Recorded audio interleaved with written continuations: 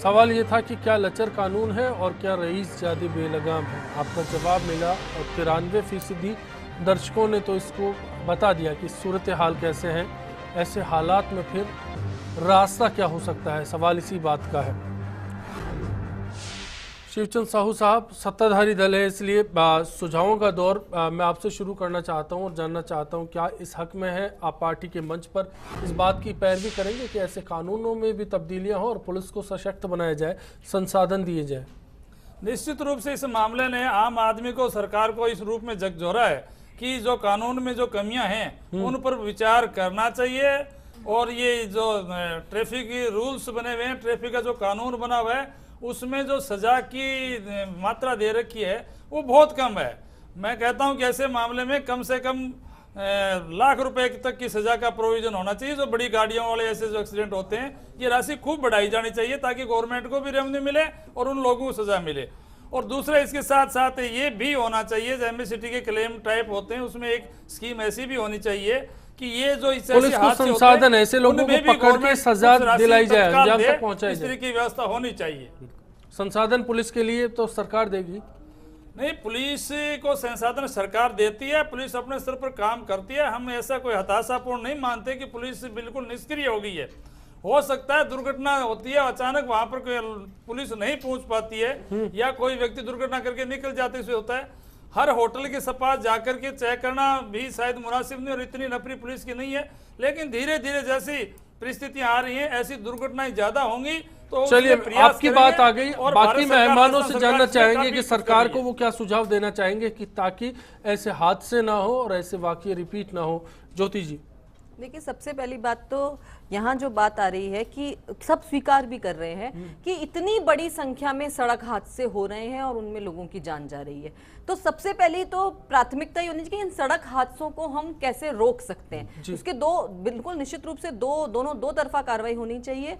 जो परिवार है, जो व्यक्ति चलाने वाले हैं और उनके जो परिवारजन हैं, उनको पूरा ध्यान दें, वो ट्रैफिक नियम पूरा पालन करें। लेकिन उतनी ही सजगता से पुलिस भी जो है वो इस तरह के ट्रैफिक उल्लंघन करने वालों पर तुरंत प्रभाव से कार्रवाई कर सके। और इसमें मुझे लगता है कि टेक्नोलॉजी भी जितनी, क्योंकि मैंने विदेशों में अगर आप देखेंगे तो वहां कोई पुलिसकर्मी चौराहे पर नहीं होता, फिर भी ट्रैफिक रूल नहीं तोड़े जाते, क्योंकि उन्हें पता है कि अगर जैसे ही ट्रैफिक रूल तोड़ेंगे उनके घर पर चालान पहुंच जाएगा। ये सब टेक्नोलॉजी से हो रहा है। तो ये चीज को निश्चित रूप से बढ़ाना चाहिए, जिससे कि अपन जो दबाव की बात कह रहे हैं, जो करप्शन की बात कह रहे हैं कि 100-200 रुपए देके छूट जाता है, उसकी संभावनाएं खत्म हो जाए। मुझे लगता है उस चीज को निश्चित रूप से तुरंत प्रभाव से सरकार को इंप्लीमेंट जो है वो करना चाहिए। और मेरा एक और इसमें पहलू निश्चित रूप से जो मानवीयता के आधार पर है कि जो पीड़ित परिवार है उसको मुआवजा देने की बात आती है, वो होनी चाहिए। जैसे मैंने अभी महिला सांसद का जिक्र किया, उनका ही एक मानवीय पहलू हो सकता था कि जो पीड़ित व्यक्ति उसको तुरंत प्रभाव से सहायता दे दें, या सरकार इस दिशा में कोई कदम उठाए तुरंत प्रभाव से उस पीड़ित व्यक्ति को जो है वो सहायता मिल सके, क्योंकि वो पहले दिन से सजा भुगतने लगता है। केस 10 साल चले, 10 साल बाद उनको मुआवजा मिले,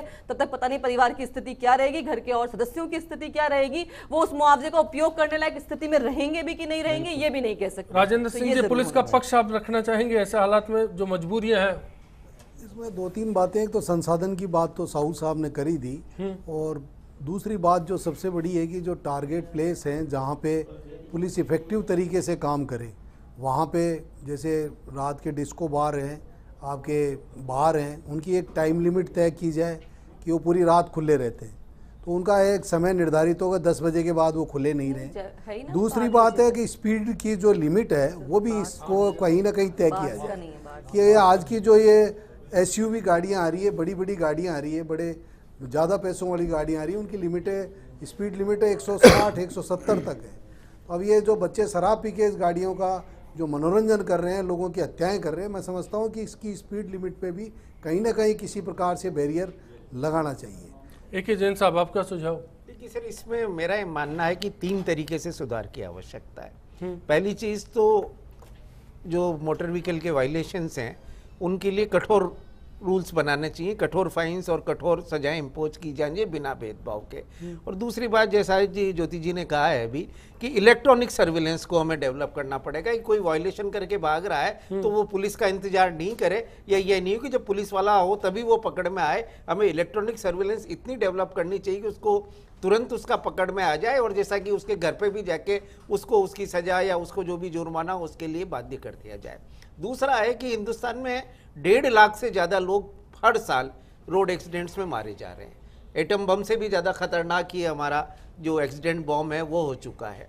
जी। तीसरा विक्टिम परंतु जो कंपनसेशन है, चाहे वो MSCT के माध्यम से मिले या जो घर जो बर्बाद हो गए उनको 10 साल या 15 साल बाद अगर कुछ मिलता है तो तब तक या तो वो हताश हो जाते हैं या इस बीच में समझौते कर लेते हैं, टूट जाते हैं। तो इसीलिए सुप्रीम कोर्ट ने भी डायरेक्शन दिया था कि विक्टिम कंपनसेशन बोर्ड बनाना चाहिए और इमीडिएटली विक्टिम्स को, चाहे वो एक्सीडेंट में डेथ हुई हो या किसी भी तरह से असामयिक मृत्यु हुई है, उसके लिए सामाजिक सुरक्षा के लिए उसे इमीडिएटली कंपनसेशन का प्रावधान किया जाना चाहिए। राजस्थान में इस स्टेज में आगे बढ़ाकर विक्टिम कंपनसेशन स्कीम बनाई है जो लीगल सर्विसेज अथॉरिटी को दे रखी है, पर उसमें अभी लिमिटेड तरीके के केसेज सौंपे गए हैं। उसमें अभी भी एक्सीडेंट केसेज वगैरह ये नहीं सौंपे गए, सिर्फ महिलाओं पर अत्याचार के मामले, दलितों पर अत्याचार के मामले उस पर सौंपे गए। तीसरी चीज है जस्टिस डिले।